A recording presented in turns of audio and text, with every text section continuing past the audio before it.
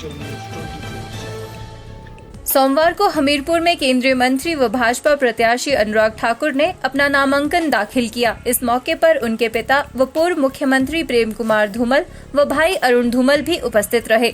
भाजपा प्रत्याशी अनुराग ठाकुर ने कहा कि विशेष नेतृत्व का आभार व्यक्त करते हैं, जिन्होंने 5वीं बार उन पर विश्वास जताया है। उन्होंने केजरीवाल पर तंज कसते हुए कहा कि अपराधियों की जगह जेल में है। अनुराग ठाकुर ने कहा कि भाजपा आएगी तो बेरोजगारी भी कम की जाएगी। उन्होंने कहा कि देश की जनता ने मन बना लिया है कि इस बार फिर से मोदी सरकार बनाएंगे। वहीं हिमाचल से 4 सीटें और देश में 400 सीटें जीतकर पूरे भारत में कमल का फूल खिलाएंगे। मैं आभारी हूं माननीय प्रधानमंत्री जी का, माननीय राष्ट्रीय अध्यक्ष जी का, पार्टी के शीर्ष नेतृत्व का, जिन्होंने 5वीं बार मुझ में विश्वास व्यक्त किया है। हमीरपुर संसदीय क्षेत्र से फिर एक बार भारतीय जनता पार्टी का उम्मीदवार के रूप में उतारा है। पहले भी 4 बार हिमाचल की जनता ने हमीरपुर से कीर्तिमान बनाया है और अब की बार भी भारतीय जनता पार्टी के कार्यकर्ताओं के परिश्रम और जनता के आशीर्वाद से जहां हमीरपुर संसदीय क्षेत्र को भी जीतेंगे, हिमाचल की चारों लोकसभा और हम देश में 400 सीटें जीतकर मोदी जी की सरकार बनाएंगे।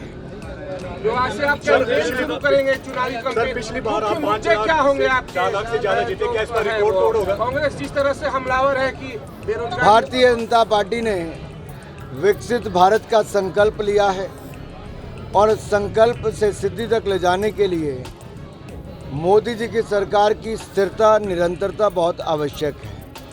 और देश की जनता ने देखा है कि कैसे पूर्ण बहुमत की सरकार बनाओ तो उसका लाभ मिलता है और 10 सालों में देश 10वें नंबर से 5वें नंबर की बड़ी अर्थव्यवस्था बना।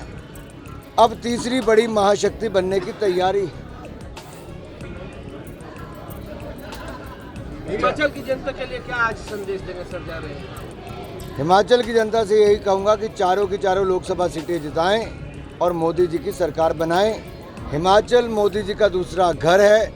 हिमाचल ने जो मांगा मोदी जी ने वो दिया है और मोदी जी के बिन मांगे हिमाचल ने भी हर बार चारों लोकसभा सीटें जिताई।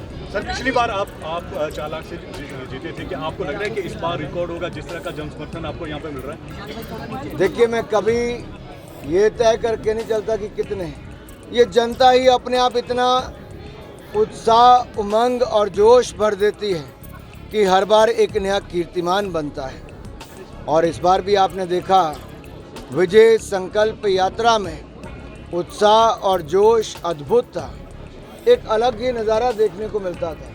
इसका मतलब जनता ने कमर कस ली है कि फिर एक बार मोदी सरकार बनानी है। केजरीवाल का ये कहना है कि अगर झाड़ू को वोट ना दिया गया तो उनको जेल जाना पड़ेगा। अगर ज़्यादा से ज़्यादा लोग झाड़ू को, आम आदमी पार्टी को वोट देंगे तो जेल नहीं जाना पड़ेगा। देखो, भ्रष्टाचारियों का स्थान जेल में होता है और कोर्ट ने उनको केवल 20 दिन के लिए जमानत दी है, वो भी अंतरिम राहत है कंडीशन के साथ कि आप अपने दफ्तर नहीं जा सकते, फाइल्स नहीं कर सकते, इस घोटाले से संबंधित लोगों से मिल नहीं सकते, कोई टिप्पणी नहीं कर सकते। और 2 जून को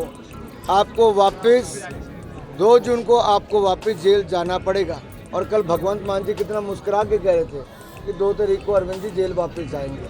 खड़गे जी का कहना है कि अगर मोदी जी वापस आते हैं तो ट्राइबल, दलित सभी को फिर से जो है वो स्लेव बनना पड़ेगा। इसके ऊपर आपका रिएक्शन क्या है? देखिए, कांग्रेस ने संविधान निर्माता बाबा साहब अम्बेडकर को अपमानित किया और पॉलिटिक्स से बाहर किया, चुनाव भी हरवाए। दूसरी ओर नरेंद्र मोदी जी की सरकार है जिन्होंने बाबा साहब के नाम पे पंचतीर्थ बनाए, संविधान दिवस मनाया और अधिकतर स्कीमों में 70% से ज़्यादा लाभार्थी SC, ST, OBC हैं, चाहे PM किसान सम्मान निधि हो या फिर मुद्रा योजना हो, आवास योजना हो। करोड़ों की तादाद में SC, ST लाभार्थी हैं। मोदी सरकार 10 साल देश में रही, 30 साल से हमारी सरकार गुजरात में है, 20 साल से मध्य प्रदेश में है, अन्य राज्यों में कई सालों से। हमने कभी ना आरक्षण को छेड़ा है, ना कोई बदलाव किया, ना आगे करेंगे। आरक्षण अगर SC, ST, OBC अगर किसी ने हक मारा है तो कांग्रेस ने, कांग्रेस ने 5% आरक्षण मार लिया और SC, ST, OBC का हक छीन लिया। बेरोजगारी पे क्या स्टैंड रहेगा?